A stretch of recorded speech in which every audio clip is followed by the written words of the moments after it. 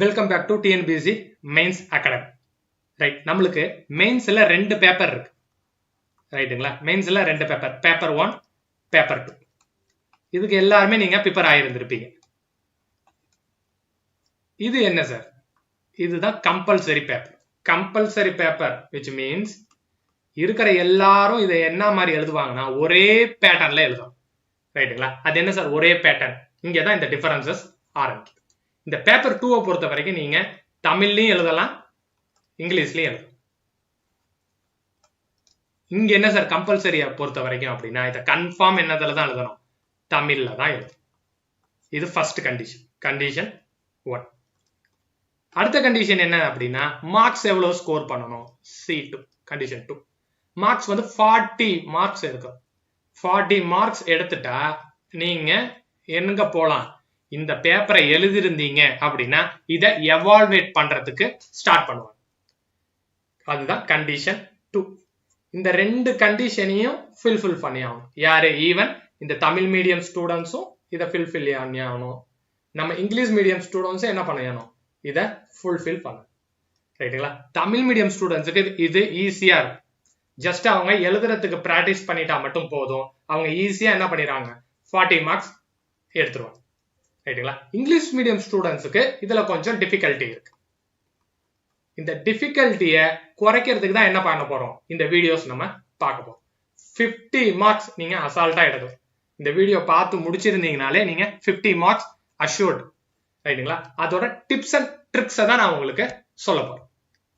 Right, இந்த வீடியோஸ்ல நம்ம என்ன பார்க்க போறோம் அப்படின்னா இதுல எந்த வகையான கேள்விகள் வருது, அவங்க கேட்கக்கூடிய கேள்விகளுக்கு நம்ம எப்படி பதில் அளிக்கிறது அப்படிங்கறத எல்லாத்தையும் இதுல தெளிவா பார்க்கணும்.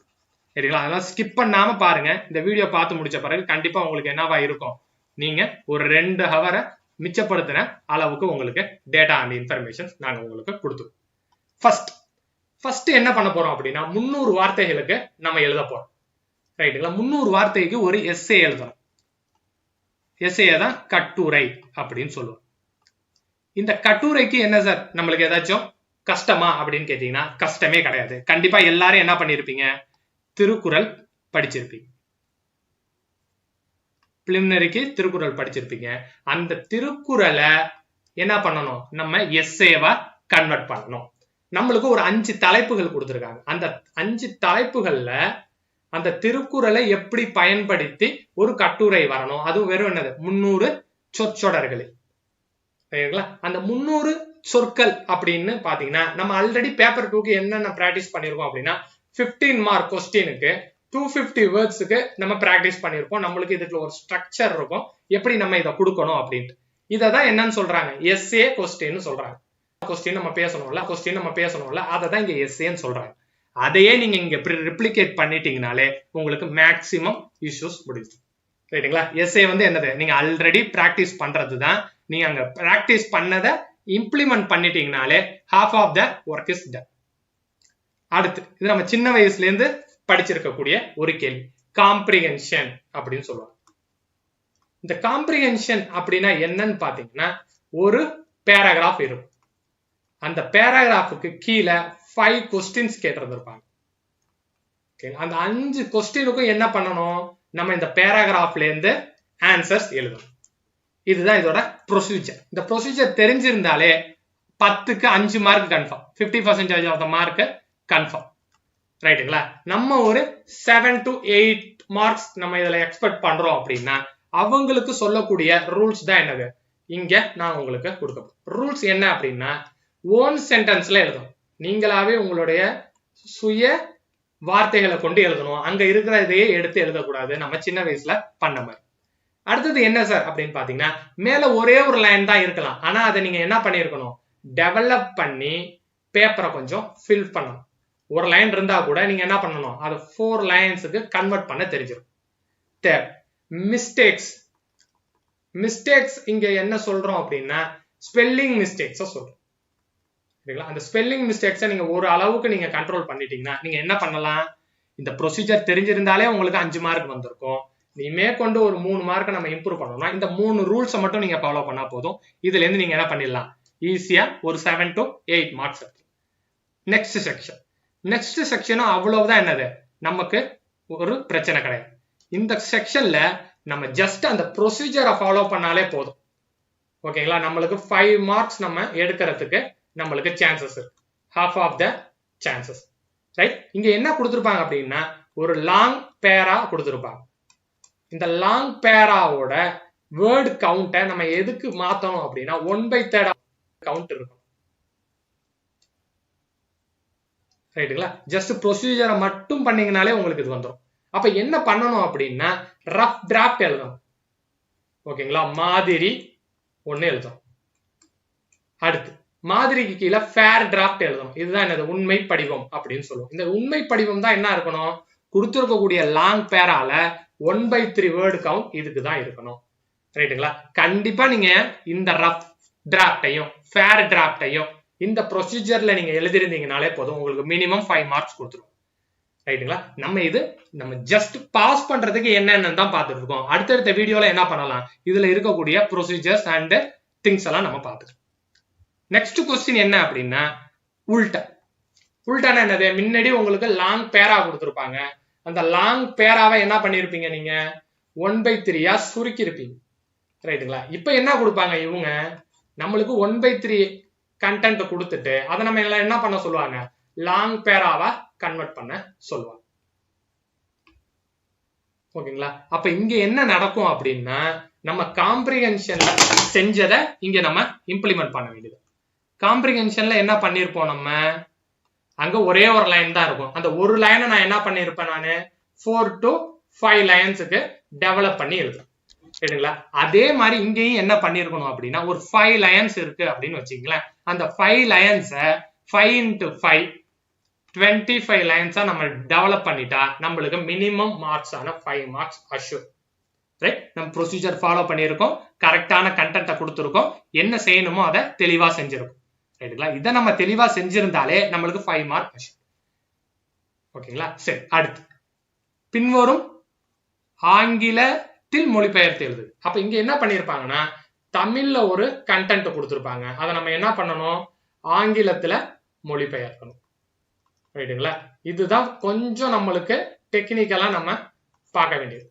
ரைட், அப்ப தமிழ்ல என்னென்ன வாக்கிய வகைகள் இருக்கு அப்படின்னு நம்மளுக்கு தெரியும். வாக்கிய வகைகள் ஆங்கிலத்திலும் என்னென்ன வாக்கிய வகைகள் இருக்குன்னு தெரியும், சென்டென்ஸ் பேட்டர்ன் அப்படின்னு சொல்லுவாங்க. ஓகேங்களா, இந்த சென்டென்ஸ் பேட்டர்னும் இந்த வாக்கிய வகைகளும் தெரிஞ்சிருச்சு அப்படின்னா நீங்க என்ன பண்ணலாம், இங்க ஒரு வினா வாக்கியம் இருக்கா, அதை என்ன பண்ணணும், நம்ம ஆங்கிலத்துல வினா வாக்கியமாவே அதை மாத்திடணும். இங்க 3ஆம் நபர் சொல்ற மாதிரி ஒரு இது இருக்கா, 3ஆம் நபர் சொல்வது மாதிரி ஒரு செய்தி இருக்கா, அதை நீங்க என்ன பண்ணுவீங்க, இங்க இன்டைரக்ட் ஸ்பீச்ல மாத்திடும். இன்டைரக்ட் ஸ்பீச்ல மாத்திடும். ரைட், இங்க என்ன சார் ஒரு காம்ப்ளிகேஷன் இருக்கும் அப்படின்னா பிலிமினரியில நீங்க தமிழ்ல படிச்சிருந்தீங்கன்னா உங்களுக்கு எந்த செக்மெண்ட் தெரிஞ்சிருக்கும், இந்த வாக்கிய வகைகளை உங்களுக்கு வகைப்படுத்த தெரிஞ்சிருக்கும். ரைட்டுங்களா, அதே மாதிரி நீங்க ஆங்கிலத்துலதான் நீங்க இந்த பிலிமினரி எழுதிருந்தீங்க அப்படின்னா உங்களுக்கு என்ன தெரிஞ்சிருக்கும் அப்படின்னா ஆங்கில சொற்களை எப்படி சென்டென்ஸ் பேட்டர்ன் பண்ணணும், அதுல டைப்ஸ் ஆஃப் சென்டென்ஸ் எப்படி நீங்க பிரிக்கணும் அப்படின்னு தெரிஞ்சிருக்கும். ரைட்டுங்களா, ஆனா இங்க 2 பேருமே என்ன பண்ணணும், எய்தர் இங்கிலீஷ் மீடியத்துல படிச்சிருந்தாங்கனாலும் தமிழ் மீடியத்துல படிச்சிருந்தீங்கனாலும் உங்களுக்கு என்ன தெரிஞ்சிருக்கணும், இந்த லெஃப்ட் ஹேண்ட் சைடு போர்ஷனும் தெரிஞ்சிருக்கணும், ரைட் ஹேண்ட் சைடு போர்ஷனும் தெரிஞ்சிருக்கும். ரைட்டுங்களா, இது 2 போர்ஷனுமே தெரிஞ்சிருந்துச்சுன்னா உங்களால ஈஸியா இதை பண்ணிட முடியும்.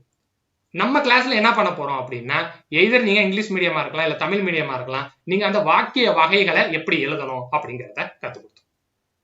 ரைட்டுங்களா, இங்க தமிழ்ல மொழிபெயர்த்து எழுதணும். ரைட்டா, இது ஒரு உல்டா.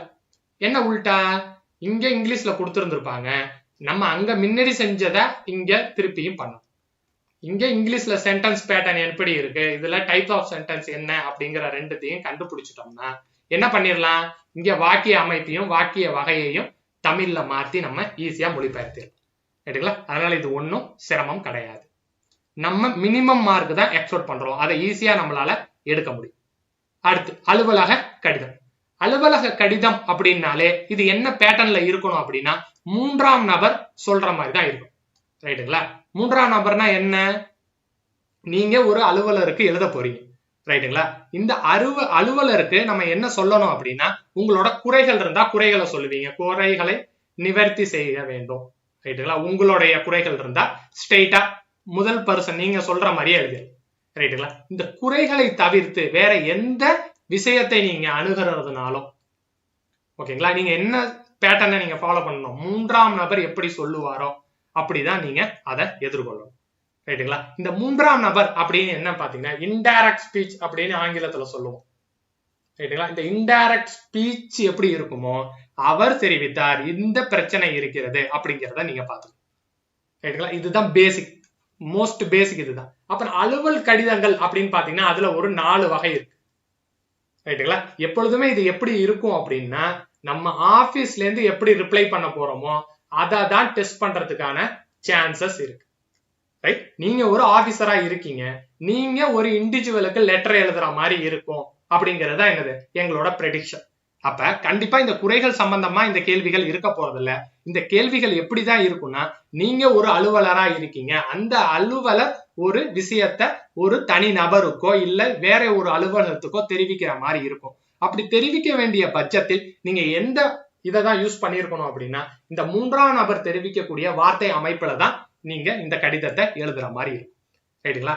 இந்த ஃபண்டமெண்டல் ஸ்ட்ரக்சர் மட்டும் நம்மளுக்கு தெரிஞ்சிருச்சுன்னா இங்கிலீஷ் மீடியம் மெயின்ஸ் எழுதுறவங்க இருந்தாலும் சரி, தமிழ் மீடியம் மெயின்ஸ் எழுதுறவங்களா இருந்தாலும் சரி, அதை நீங்க அசால்ட்டா பண்ணி முடிச்சு, ரைட்? இங்கதான் என்னது இந்த 20 மார்க்ல இருந்து தான் நம்ம என்ன பண்ண போறோம், 15 மார்க் கண்டிப்பா எடுக்கணும் அப்படின்னு நீங்க உங்களை டிசைட் பண்ணிக்கணும், ரைட்டுங்களா? தமிழ் மீடியம் ஸ்டூடெண்ட்ஸ் 20க்கு 20 அடிக்கணும் அப்படின்னு இதுல நீங்க டிசைட் பண்ணிக்கணும். இங்கிலீஷ் மீடியம் ஸ்டூடெண்ட்ஸா இருந்தா 15 மார்க் இதுல நான் கன்ஃபார்ம் எடுப்போம்பா அப்படின்னு நம்ம முடிவு பண்ணிடுறோம், ரைட்டுங்களா? அப்படி நீங்க முடிவு பண்ணிட்டீங்கனாலே உங்களுக்கு பாதி பிரச்சனை தீர்ந்துடும். 40 மார்க் இங்க 40 மார்க், இதுல 15 மார்க் நம்ம இதுல மைனஸ் பண்ணிடுறோம். தமிழ் மீடியம் ஸ்டூடெண்ட்ஸா இருந்தா 20 மார்க்ஸ் மைனஸ் பண்றோம், ரைட்டுங்களா? நீங்க மேற்கொண்டு எவ்வளவு மார்க் இங்க எடுத்தா போதும், 25 மார்க், 80 மார்க் நீங்க எழுதி 25 மார்க் எடுத்தா போதும். அதே மாதிரி தமிழ் மீடியம் ஸ்டூடெண்ட்ஸ் என்ன பண்ணா போதும், 80 கேள்விகள் நீங்க அட்டெண்ட் பண்ணி. அப்ப இந்த 4 இதுல இருந்து நம்ம 20 மார்க்குக்கு இங்கிலீஷ் மீடியமா இருந்தா 15, ஓகேங்களா? மினிமம் சொல்றேன். தமிழ் மீடியமா இருந்தா 20 நம்ம எக்ஸ்பெக்ட் பண்றோம், ரைட்டுங்களா? என்ன நம்முடைய சொந்த வாக்கியத்துல ஒரு சென்டென்ஸ் ஃபார்மேஷன் பண்ணணும் கொடுத்திருப்பாங்க, ஒரு வார்த்தை கொடுத்திருப்பாங்க, அந்த வார்த்தையில நம்ம ஒரு சென்டென்ஸ் ஃபார்ம் பண்ணி எழுதணும், ரைட்டுங்களா? சப்ஜெக்ட், வெர்ப், ஆப்ஜெக்ட் அப்படின்னு சொல்லுவோம் ஆங்கிலத்தில். இந்த இதை ஃபாலோ பண்ணி கரெக்டா நீங்க சென்டென்ஸ் பேட்டர்னை பண்ணிட்டீங்கன்னா half of the work is done. இணைச்சொற்களை ஒரே தொடரில் எடுத்து எழுதும், ரைட்டுங்களா? ஹோமோஃபோன்ஸ் அப்படின்னு சொல்லுவோம். அந்த ஹோமோஃபோன்ஸை என்ன பண்ணணும், ஒரே சென்டென்ஸ்ல வர மாதிரி நம்ம பார்த்து எழுதும். பிரித்து எழுத ஒரு வார்த்தை இருக்கும், அதை பிரித்து எப்படி எழுதணுமோ அப்படி எழுதும், ரைட்டுங்களா? எதிர்மறை வாக்கியமாக மாற்றி எழுதுக, நெகட்டிவ் சென்டென்ஸ். பிழை நீக்கி எழுதுக, ஸ்பெல்லிங் மிஸ்டேக்ஸா இருக்கலாம், எரர் இருந்த சென்டென்ஸா இருக்கலாம், ரைட்டுங்களா? இதெல்லாம் நம்ம ஆல்ரெடி இங்கிலீஷ்ல படிச்சதுதான்.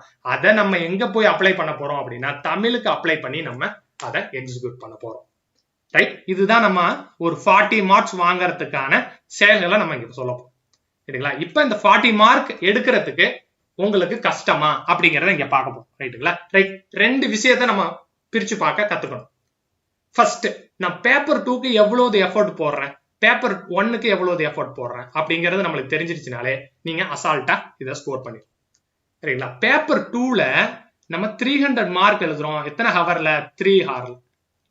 பேப்பர் 1 இன்கேஸ் அதை எடுத்துக்கிட்டீங்கன்னா 100 மார்க்ஸுக்கு தான் எழுதுறோம், அதுவும் எத்தனை மணி நேரத்துல, 3 ஹவர்ஸ்ல, ரைட்டுங்களா? நீங்க மெயின்ஸ் எக்ஸாம் போறதுக்கு முன்னாடி நீங்க எவ்வளவு பிராக்டிஸ் பண்ணிருப்பீங்க அப்படின்னா 3 மணி நேரத்துல 3750 வார்த்தைகள் எழுதுறதுக்கான பழகி இருப்பீங்க. நம்ம டெஸ்ட் சீரிஸ்ல சேர்ந்தா கண்டிப்பா என்ன பண்ணிடலாம், நீங்க அதை அசால்ட்டா நீங்க எழுதுறதுக்கு கத்துப்பீங்க. மார்னிங் பேப்பர்ல நீங்க எவ்வளவுதான் எழுதணும் அப்படின்னு பாத்தீங்கன்னா ஜஸ்ட் இதுல half of the words கூட இருக்காது, ரைட்டுங்களா? 3 மணி நேரத்துல நீங்க 3000 வார்த்தை கூட எழுதலாம்.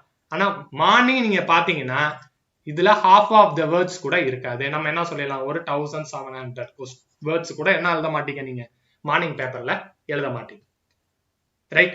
இது தெரிஞ்சிருந்தாலே போதும், உங்களுக்கு கான்பிடன்ஸ் 100% வந்து. டிஎன்பிசி லீடர்ஸ்ல இருந்து நம்ம என்ன பண்றோம்னா டெஸ்ட் சீரிஸ் நம்ம ப்ரொவைட் பண்றோம். அந்த டெஸ்ட் சீரிஸ்ல நம்ம மேக்ஸிமம் நம்பர் ஆஃப் டெஸ்ட் எதுக்கும் ஒதுக்கி இருக்கோம் அப்படின்னா நம்ம தமிழ் மீடியம் ஸ்டூடெண்ட்ஸுக்கும் ஒதுக்கி இருக்கோம், இந்த தமிழ் எலிஜிபிலிட்டி பேப்பருக்கு, ஓகே, இங்கிலீஷ் மீடியம் ஸ்டூடெண்ட்ஸா இருந்தா நீங்க அதோட அதிகமான டெஸ்ட் எழுதிக்கலாம். நம்மள்ட்ட கேட்டீங்கன்னா நம்ம கொஸ்டின் பேப்பர் உங்களுக்கு ஃபார்வர்ட் பண்ணிடுவோம். தமிழ் மீடியத்துக்கு அதுல இருக்கிற டெஸ்ட்டை நீங்க பிராக்டிஸ் பண்ணியிருந்தா